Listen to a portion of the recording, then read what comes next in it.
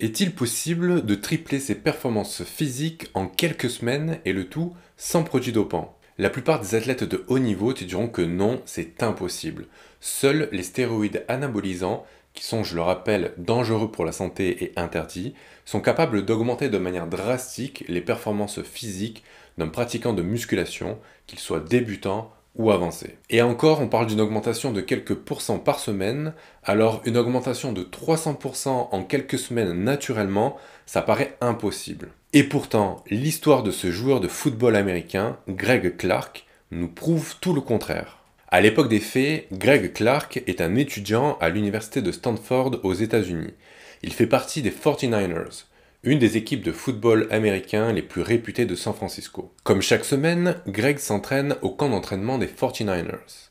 Mais un jour, alors qu'il vient de finir son entraînement, un homme plutôt âgé vient lui proposer une expérience. En fait, cet homme n'est autre que le docteur Craig Heller, un professeur de biologie de l'université de Stanford, mais aussi un chercheur réputé dans le domaine de la physiologie de l'exercice et de la thermorégulation du corps. Ce jour-là, le Dr Heller était à la recherche d'athlètes de haut niveau pour participer à une de ses expérimentations. Il dit alors à notre joueur de football américain qu'il vient de développer une méthode expérimentale qui permet de décupler les performances physiques d'un athlète. Il n'a pas fallu plus de quelques secondes à Greg pour accepter de participer à l'expérience. T'imagines bien que le deal est super intéressant pour Greg. Perdre un petit peu de son temps pour participer à une expérience scientifique avec possiblement à la clé des capacités physiques décuplées, qui lui permettront très probablement de devenir le meilleur joueur de football américain de son université. Si les dires du chercheur mystérieux s'avéraient vrais, cela pourrait être un véritable tournant dans sa carrière de footballeur. Sur le chemin du laboratoire, le Dr Heller raconte à Greg qu'il vient de développer une méthode basée sur la régulation thermique qui permet à n'importe qui d'augmenter ses performances physiques instantanément. Arrivé au labo, le Dr Heller demande à Greg « Quel est l'exercice où tu es le plus performant ?» Greg répond alors, sûr de lui, « Les dips. Je suis très fort aux dips. Je peux en faire plus de 40 en une seule série.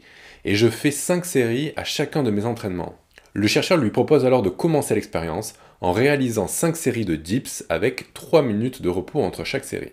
Première série, il enchaîne 40 répétitions. Deuxième série, 25 répétitions. Troisième série, 15 répétitions. Quatrième série, 10 répétitions. Et la dernière série, 7 répétitions. Il réalise donc un score très honorable d'environ 100 répétitions. 97 pour être plus exact. La semaine suivante, Greg revient au laboratoire. Mais cette fois-ci, le chercheur se ramène avec un appareil assez étrange. Greg hallucine un petit peu car il n'a jamais vu de tel appareil pendant toute sa carrière d'athlète.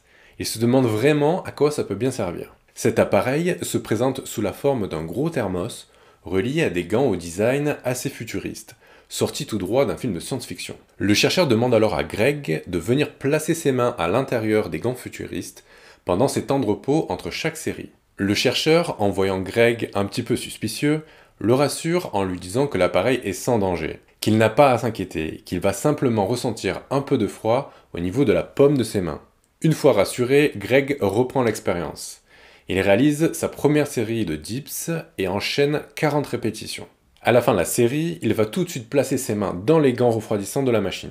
Puis, 3 minutes plus tard, il réalise sa deuxième série et enchaîne 35 répétitions. À la fin de la deuxième série, il vient replacer ses mains dans les gants refroidissants pendant 3 minutes. Et il continue comme ça ses séries de dips en prenant à chaque fois 3 minutes de repos pendant lesquelles il va placer ses mains dans ses gants un petit peu spéciaux. À la fin des 5 séries, Greg interpelle le chercheur et lui dit « Je peux en faire plus. Je peux en faire plus, je suis sûr, je peux en faire plus. » Et il enchaîne une nouvelle série. Et à la fin de chaque série, il dit « Je peux en faire plus ». Et il enchaîne, et il enchaîne, et il enchaîne.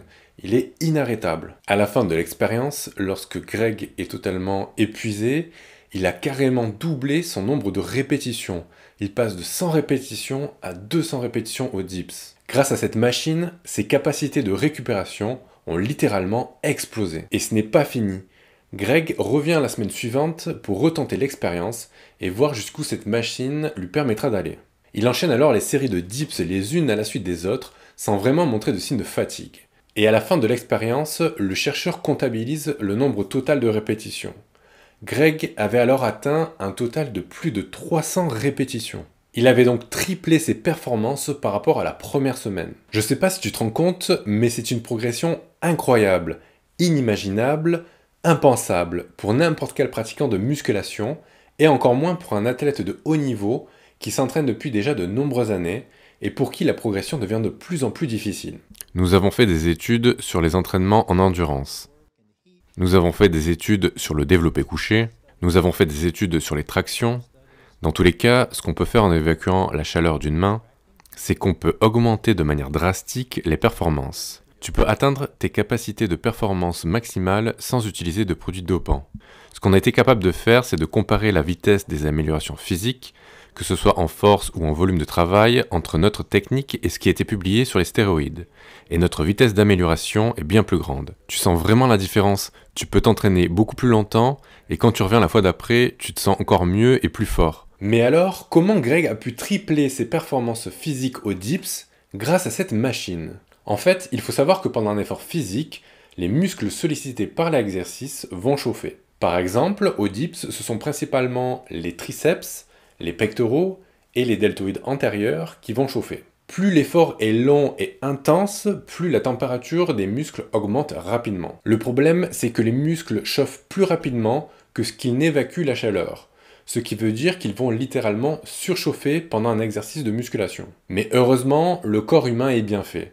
Pour empêcher les muscles de cuire et de subir des dommages irréversibles liés à une hyperthermie, il existe un système de sécurité. Dans les cellules musculaires, l'enzyme qui est responsable de la production d'énergie par les mitochondries est thermosensitive, ce qui veut dire qu'elle va s'inactiver lorsque la température dépasse les 39 degrés. Au-delà de 39 degrés Celsius, cette enzyme s'inactive, ce qui va stopper la production d'énergie par les muscles et donc empêcher de nouvelles contractions musculaires.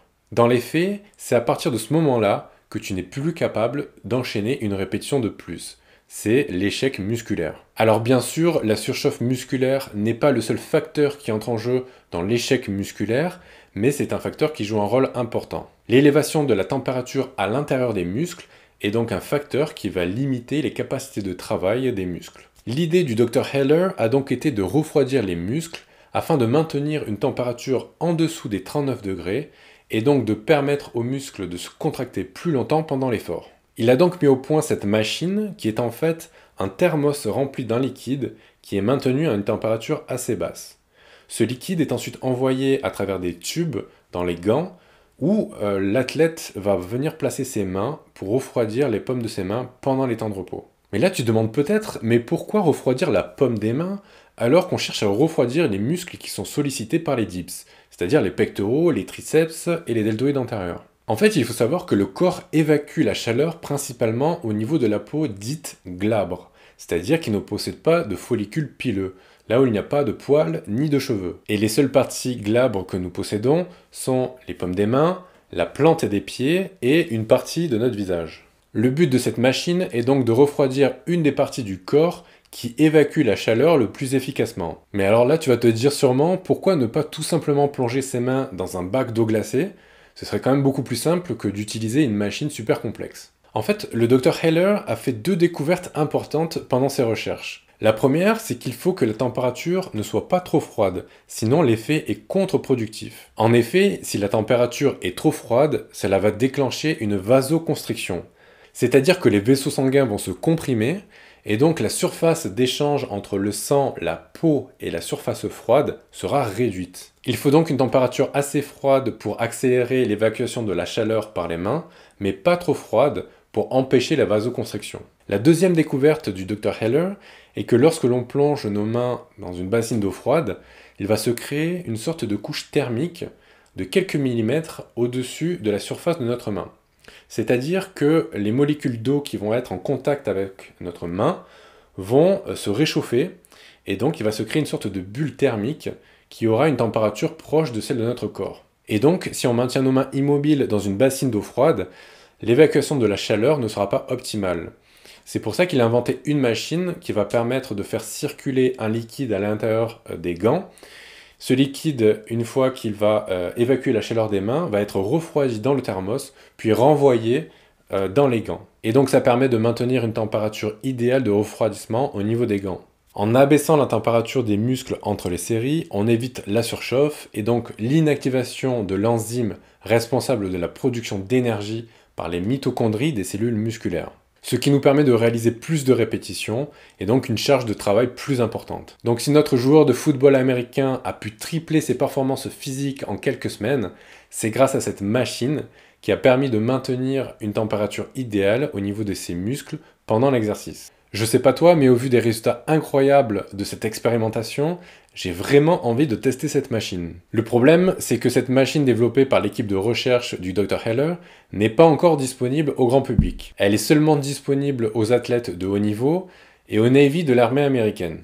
Donc, est-ce qu'on peut trouver un moyen de reproduire l'effet refroidissant de cette machine dans la vraie vie avec les moyens du bord ? En fait, il y a selon moi 3 manières de faire. La première, qui est assez simple à mettre en place si on a un home gym, c'est de préparer une bassine d'eau froide, mais pas trop, et de venir plonger ses mains pendant les temps de repos, tout en remuant les mains pour éviter justement de créer cette couche thermique au niveau de la paume de la main, et donc de favoriser les échanges de chaleur.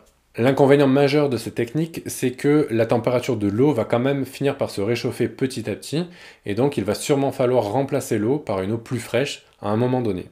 La deuxième technique, qui est sûrement la plus pratique à mettre en place quand on s'entraîne en salle de sport, c'est de préparer un thermos d'eau froide, et entre chaque série, d'humidifier une serviette sur laquelle on va venir placer nos mains. La troisième technique, qui est, je le reconnais, pas du tout écologique, c'est d'aller refroidir ses mains sous un robinet d'eau froide pendant ces temps de repos. Tu t'en doutes déjà sûrement, je vais tester dès aujourd'hui cette méthode pour voir si ça marche vraiment et voir les résultats que je peux obtenir sur environ 3-4 semaines. Donc si ça t'intéresse de connaître les résultats de mon expérimentation, n'hésite pas à t'abonner à ma chaîne pour ne pas rater la suite. Je te dis à bientôt dans la prochaine vidéo et en attendant, prends soin de toi. Ciao!